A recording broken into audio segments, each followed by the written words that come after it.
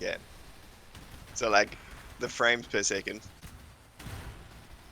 It's blade blast per second and frames per second is about the same. So about 10.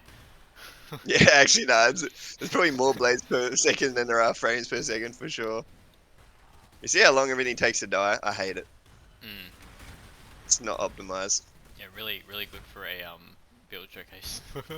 Yeah, the main thing we're Especially, showing off here is what the fact that you're sustaining your rage.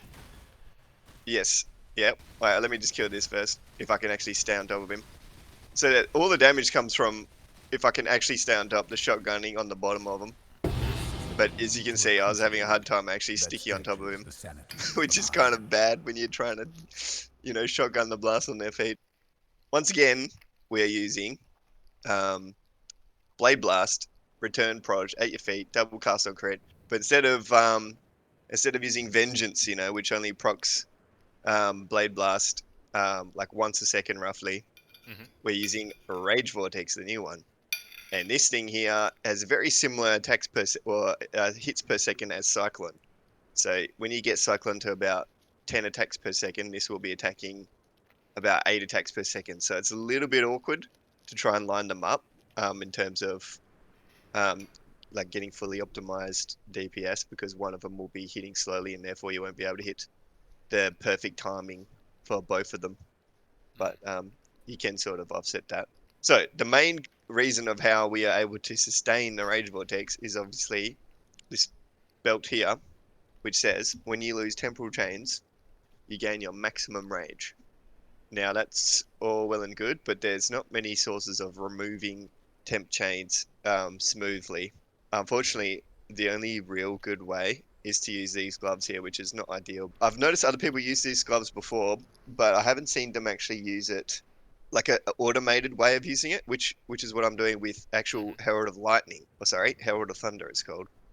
And so we got Herald of Thunder, Hex Touch, Temporal Chains, and Despair. So obviously, it's even more awkward the fact that we have to reserve Herald of Thunder for basically no damage. So we're sacrificing 6% reservation for automation essentially. But I would actually Hmm. consider it worth it because, Yeah, well, that's yep. it enables the fact that we can use double cock. So Hmm.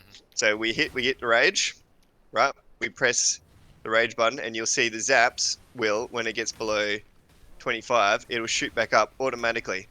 And and the cool thing about this is that you don't have to think. It's fully automated. There's no thinking involved whatsoever. And the Yeah. Herald of Thunder is a very reliable source of overriding your curse, more so than I'd say any other skill in the game. Just explain Mhm. how the hex touch, how the Herald of Thunder is actually using those curses and overriding. So Herald of Thunder is using Head's Touch, which is curses on a hit. So it's cursing an enemy with temp chains first. So the order of the gloves, by the way, Hmm. is actually the order of how the curses will get applied. So the Herald of Thunder is applying temp chains, and then it's applying Despair straight after Hmm. in the same instance, and that overrides the temp chains. And these gloves here say curses are reflected back to you. So Yeah. in an instant, what is happening is I'm getting cursed with temp chains, and it's being overridden instantly with despair, and then that's because the temp chains is being overridden, the belt actually instantly removes the curse. So I've actually never really get the curses on myself. So this is actually kind of nice for just curse immunity, but it's like minor. Like I wouldn't use this combo just to get curse immunity, but it's really cool source of rage generation if you're willing to sacrifice some reservation, and you also have to solve Herald of Thunder procs for bosses, right? If I wasn't trying to be stupid and fit in too many dumb gimmicks, I would use the Storm Secret Ring, right? Hmm.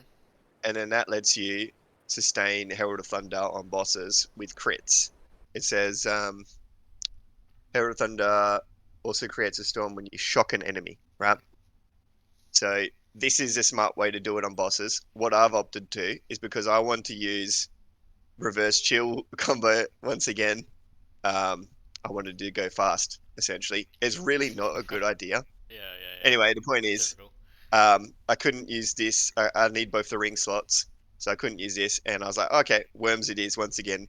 So Yeah. All trusty. the it actually gets really cool. There's some really cool interactions happening.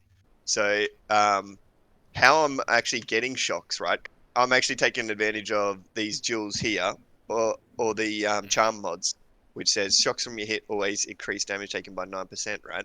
So this means if I have a hit with lightning and it applies any, and it has a shock chance, which means if it crits, because crit chance also has shock chance, Mm-hmm. um, then it will be shocking with a minimum of 9%. So I don't have to worry about the minimum shock threshold because it's always going to be 9%. So this means as long as I have a high crit chance, which because I'm playing cast on crit, I have basically 100. Then what happens is that I will always shock. Yeah, that's how I'm actually getting Herald of Thunder to work to begin with.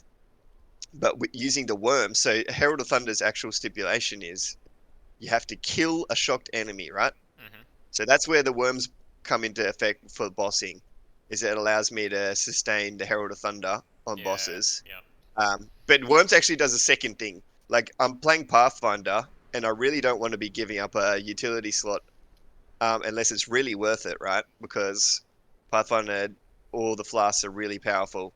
So this effect alone is probably not justifying the worms. But I'm also using this one here, which says gain adrenaline for 4 seconds when you reach a low life. So so what's happening is I use the jar Yep. and I go back up above low life only by like a couple of hit points, right? Mm. And then I'll instantly drop back to low life. So you can look at my buffs at the top right. Adrenaline popped. And Ah, yep. okay. And so as long as I press worms roughly, every 4 seconds or so, as I'm just zooming through, um, then it will basically have pretty high uptime of adrenaline. Yeah. And adrenaline is obviously, pardon me, I got COVID. 100% damage, 25% attack and move speed, and some damage reduction. So it's really good. I'm not up I'll for show you that just yet. like a quick run of the speed, and that's where Berserk comes into like another non-ideal choice for cast on crit because it just messes with your attack speed. But I'll talk a bit about how it's sort of at the end point at the moment. It's really not optimized. Yep. But you get the rage going and you get the adrenaline going and it goes fast. And you see, I've got reverse chill of, you see on the most of the time it's between 26 and 30. I'll explain how I actually hit So the those cast on numbers. crits with the cyclone, and then the rage Hey, vortex is what's that actually there for? Just additional damage, or? so the rage vortex um, is doing the blade blast. So we got cyclone Mm. here. Sorry, I should have explained this way back. Cyclone is doing the classic um, ethereal knives return. Um, and then I've got enhance on here to also boost the cyclone speed Yep. because its quality now gives move speed. So I've got 27% more move speed on my cyclone, which almost counteracts its 30% less. So I Mm-hmm. basically don't have any. As you can see, there's very little difference between cycloning and not cycloning in terms of move speed. Yep. That's partly from the enhance, but the enhance is also giving proj to ethereal knives. You can see I'm getting +5 proj from the quality of ethereal knives. So enhance is kind of good there. This is really the utility, right? Just as a cool thing that's happened this league, there's no longer a penalty on lingering blades. There used to be a trigger penalty, but now you can just shit out blades on cast on crit, and if you find a way to trigger them as fast as you can shit them out, which I have in this Ah. build, Yep. then you can just really take advantage of how broken they really forgot to add the trigger penalty. But hopefully they don't decide to do that. If you look at here, it says fires 18 projectiles, right? Mm-hmm. And a min-max version of this build would probably get crit somewhere else and use Dying Sun, and you'd have 20 proj, right? Which is about an ideal um, amount, and I'll explain why. So every fire of it is firing is leaving 18 because there's no penalty at all. 18 lingering blades, which is obscene. So that means every cast of this, which is triggered at a rate of yeah, zero point 0.1, which means 10 times a second. there's 18 lingering blades, which is disgusting, absolutely disgusting. Um, Yeah. if it was a good build and wasn't poison, it would be really disgusting. Like an occultist would make this absurd. This weapon here I'm using is complete trash. It is essentially just cast on crit, with some hits can't be evaded crafted, and everything else is kind of useless. Like this is really trash gear, and also I'll explain some other pieces in a second. But the point is damage is not great on this version of the build, and it's already not optimized. Like you could probably get it to close to dot cap, um, Mhm. and the reason why is that this, I think it's on this duel. Yeah, 3% poison duration. If you've inflicted poison recently, completely busted. That is essentially 100% poison duration for a single line on a duel for this Yeah. build. So we yoink the entire assassin passive essentially on one small line of a duel, which is Yeah. insane. Um, but that just means massive ramp time, which is very annoying. So like ramp DPS means nothing. Dying Sun adds extra proj, two extra Okay. proj. Well, it's actually three extra proj with Pathfinder, but yeah. Right. Yeah. So about 20 lingering blades um, at 0.1 seconds. So that means 20 times 10. So it's like 200 blades a second, right? Mhm. This one has a max of 40, right? So I kind of only need Rage Vortex to proc every second proc of the Cyclone, right? Yep. And so that's where the different timings sort of work out a bit, and you kind of can make it so that it kind of ends up procking every second. Like it'll be the case where this one procs like every second time it will proc with 40, and then it'll proc with 20 sort of thing. But it's close to efficient anyway. And you see that's why I'm actually using the socketed cast on crit, which is definitely inferior to awakened, because awakened allows you to get to the next tier of cooldown reduction very easily, with the 34% cooldown reduction on the gem, with the gem level scaling, which is Yeah. insane.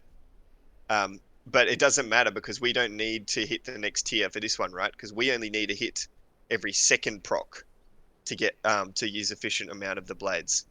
So it kind of works out that we can take advantage of the shaper mod here, which gives level 20 cast on crit.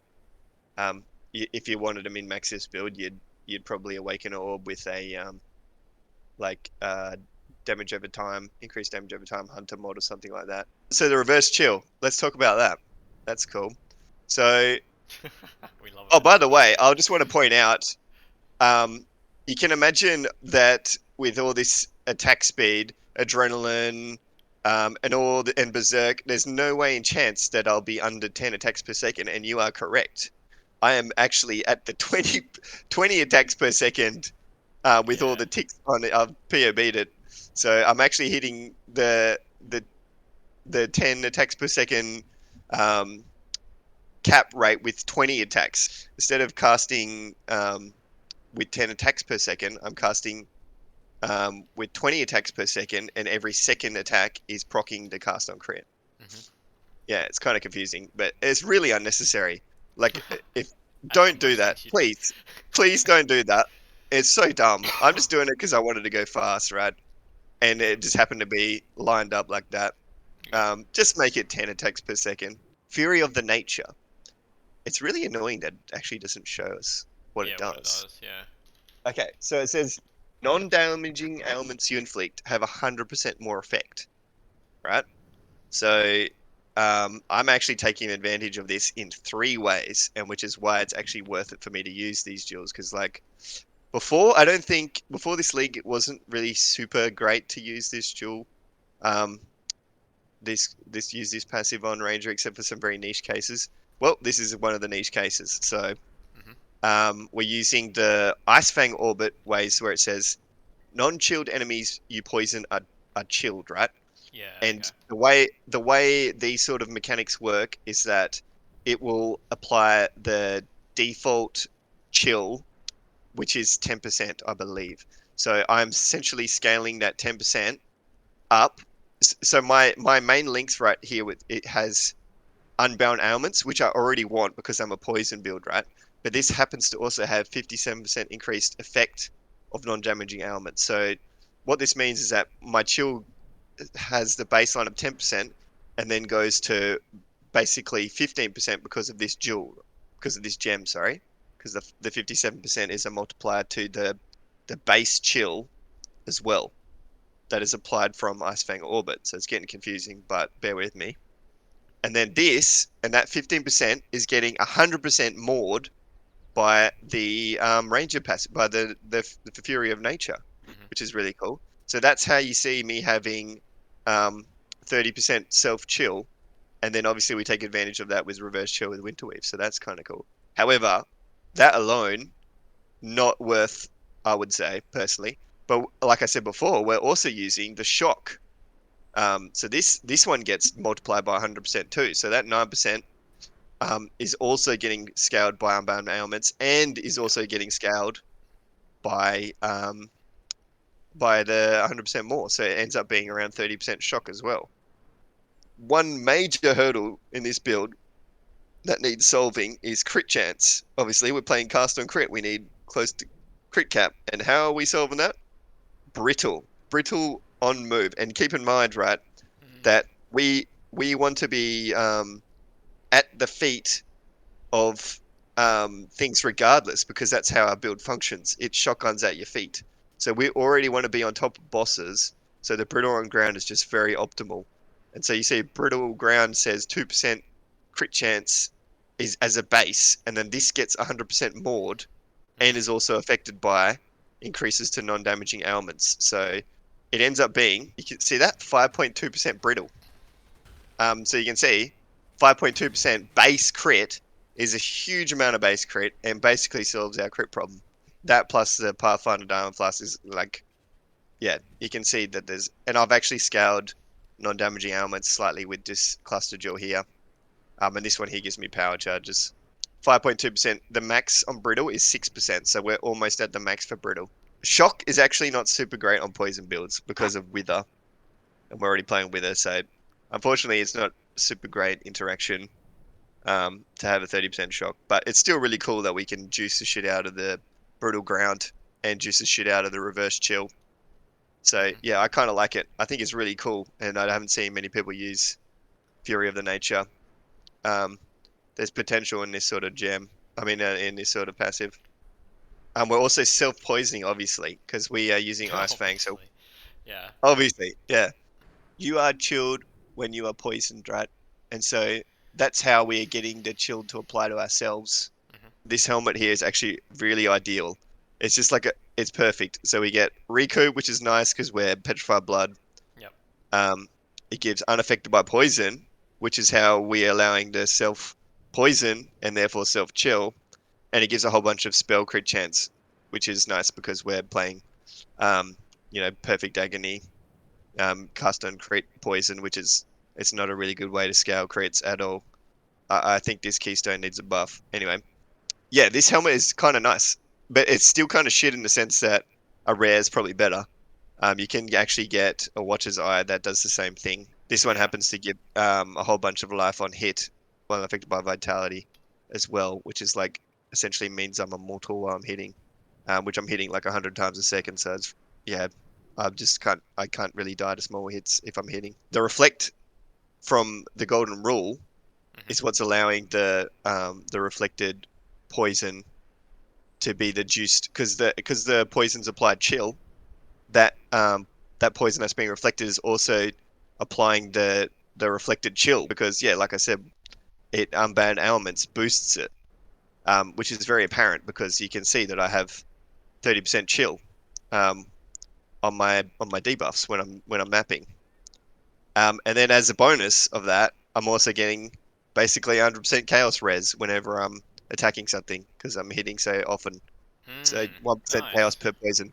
This ember just deals with small hits too when I'm not attacking too. So I've got like I'm immortal when I'm attacking, and then this deals with the shit that tries to off screen you all the time because I'm just really sick of the eater mobs. This is basically anti-eater mobs. I guess the main showcase of this Another corrupted is creature. is the Herald of Thunder showcase, I would say. There's probably one other way that is actually better at automating infinite rage, well, very close to infinite rage than the Herald of Thunder, and then that is with Heartbound loop. If you don't know what that is, I would recommend. There's many videos on it, but essentially you just loops cast when damage taken, and you can put cast when damage taken, um, self curse, and then that will automate, and then automatically reapply at all instances. As it's because the cast when damage taken loops constantly going, it will constantly reapply it, and it'll only be the case where you lose rage when it gets to the ridiculous, because obviously rage gets drained at an increasing rate, so it will always expire, but it'll take a fair while before the point 0.2 second cooldown of cast when damage taken or whatever they get it to these Yeah. days is actually slower than the rate of the rage drain. It would be pretty high sustain, I'm sure. Very Yeah. convenient, and you'd only have to press the button maybe once a map, which is really nice. But I didn't do that in this build because I didn't want to make it too gimmicky. It's already gimmicky enough. So another thing about these gloves, you're possibly wondering, what if I had gloves with curse on hit? Would that free up a gem slot? And the answer is no. So the way these gloves work is that um, it has to be the gems socketed in the gloves for it to be reflected to you. And unfortunately, that means that we are kind of limited to only having one curse on enemies. We cannot actually take Whispers of Doom, which is a huge DPS increase, because Mm. it bricks the self curse setup, because we have exactly two curse gems free. So we need one for Hex Touch and we need one for Herald of Thunder, right? So one skill has to override the other, and if you had an extra curse, what happens is you curse the enemy, and both curses apply to them. The other one's not being overridden, and then Yeah. therefore, um, yeah, the max curse also applies to the curses you reflect to yourself, which is kind of strange. But yeah, Mm. that's how it works. So any source of max curse will brick this interaction. However, I think if you did some sort of cast when damage taken setup, you would free up a gem slot here and you could put in another curse, and therefore you'll be overriding with two curses, and therefore you'll be able to take one source of additional curse. Obviously, for defense, we got a whole bunch of Fizz taken as, and that's how we're solving Fizz defense. And if you really wanted to min max this build, you'd get some sort of melting of the flesh and some max res. Just as another side note, I'm actually not fully sure how the game registers Blade Blasts, because we haven't really gotten to a point where we could trigger that many Blade Blasts per second in the game, really. Maybe some casting damage taken hardbound loop builds have been able to do it in the past, but if you look at the Blade Blast when it's proccing, it has like a delay in terms of how long it takes to go through all the blades. I Mm. don't know if that messes up with the timing of it all, but I assume not. Anyway, that's just something to take note of. If it looks like the damage is not super great, it could be this that's destroying your damage. It could be the fact that Blade Blast actually can't actually cater for having so many casts a second, due to the fact that it has a like an animation sort of effect happening. But what I Yeah. suspect's happening is that it plays the animation and all those blades are already used up, and then the next ones are happening over the top of it. So I don't actually think I don't think the animation's holding anything up. I hope that's the case anyway. Anyway, don't play this build, please. Play a better version. You're welcome to use the tech, and you're welcome if you wanted to make a really fast build, something similar to this. You're welcome to. I really like Pathfinder. That's why I try to make it work on this. Like, if you really, really wanted to make Pathfinder, an expensive version would probably be to go just go chaos damage. Get rid of Mm. the poison shit and just go chaos damage, and then you can use the take advantage of the withered node. It's unfortunate Pathfinder hasn't got any other passives apart from going poison. Really, like this is trash. That's kind of good, but there's nothing else. Like this is complete trash. Like it just feels really bad. I don't want to have to like get the minor nodes, man. Like Pathfinder, like please give them something else. But I guess Mm. they can't, because otherwise everyone would just play it. Yeah, that's the build. I Nice. like it. It's got a lot of cool shit. Yeah, don't play it. Cool. Thanks for watching. See you next time.